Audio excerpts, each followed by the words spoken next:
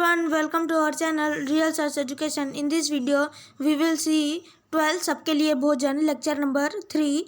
In last lecture, we have completed till this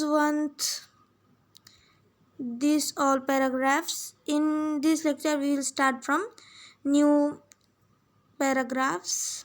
So, let's get started.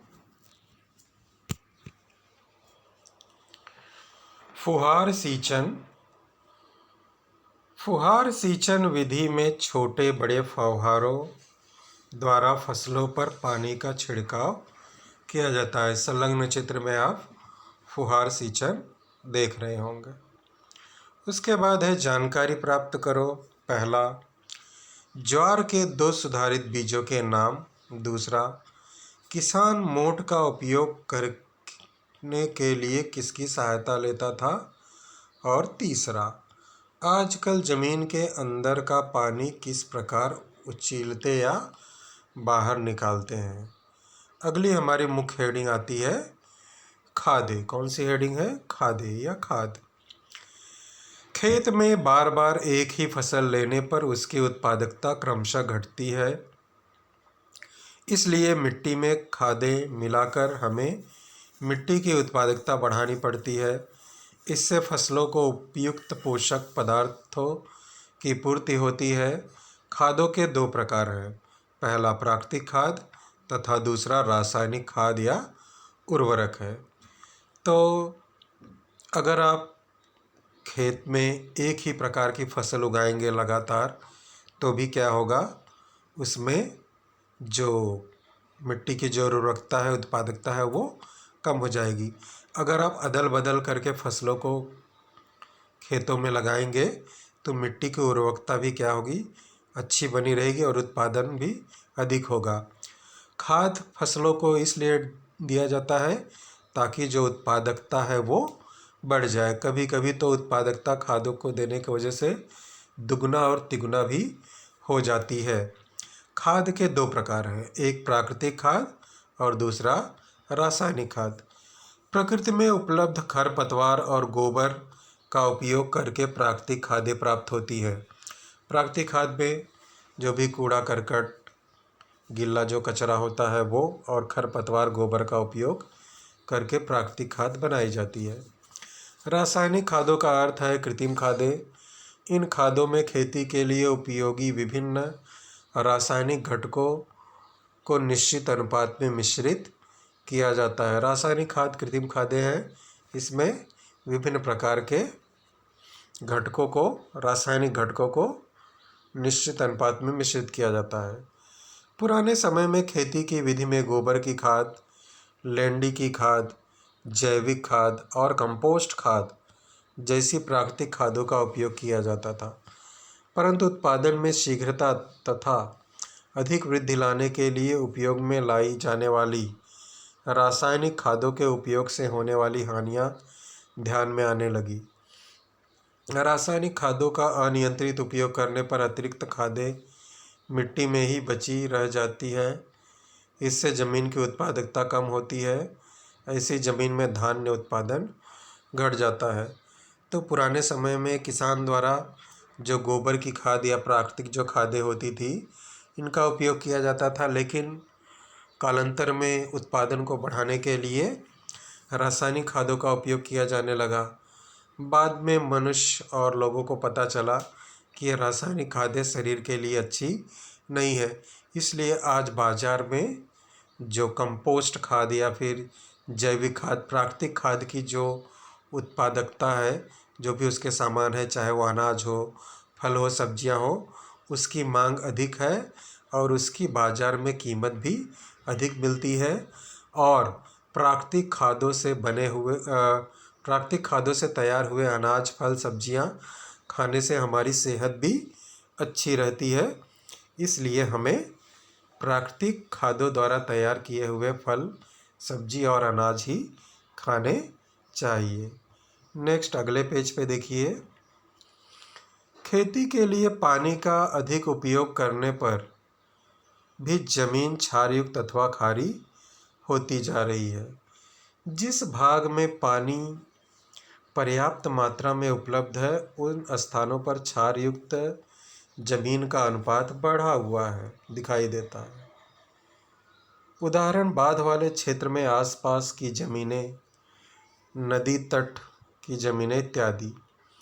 जमीन क्षार युक्त होने पर मिट्टी का परीक्षण करके ज़मीन की कमी को दूर करने के लिए उसमें आवश्यक घटक तत्व डाले जाते हैं।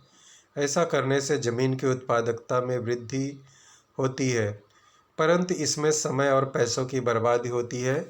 इसलिए रासायनिक उर्वरकों और पानी के अत्यधिक उपयोग को नियंत्रित रखना चाहिए, जिससे ज़मीन क्षारयुक्त न हो। तो ये खादे वाले हेडिंग में हमने क्या समझा कि जितना आवश्यक हो उतना ही फसलों को खेतों में खाद देनी चाहिए। बहुत अत्यधिक मात्रा में खाद देने का भी कोई उपयोग नहीं है। अधिक खाद और अधिक पानी देने से ज़मीन क्या होती है, क्षारयुक्त हो जाती है, उसमें लवण के गुणधर्म बढ़ जाते हैं, जिसे हमें क्या करना है, नियंत्रित रखना है। अगली हेडिंग हमारी है फसलों की सुरक्षा। कीड़ों द्वारा अथवा रोग लगने से फसलों को हानि पहुंचती है। इनसे बचाव के उपाय के रूप में कीड़ों, रोगकारक जंतुओं का विनाश करने वाले कीटनाशक फसलों पर छिड़के जाते हैं अथवा बीजों की बुवाई के पहले ही उन पर कुछ औषधियाँ चिपड़ दी जाती हैं।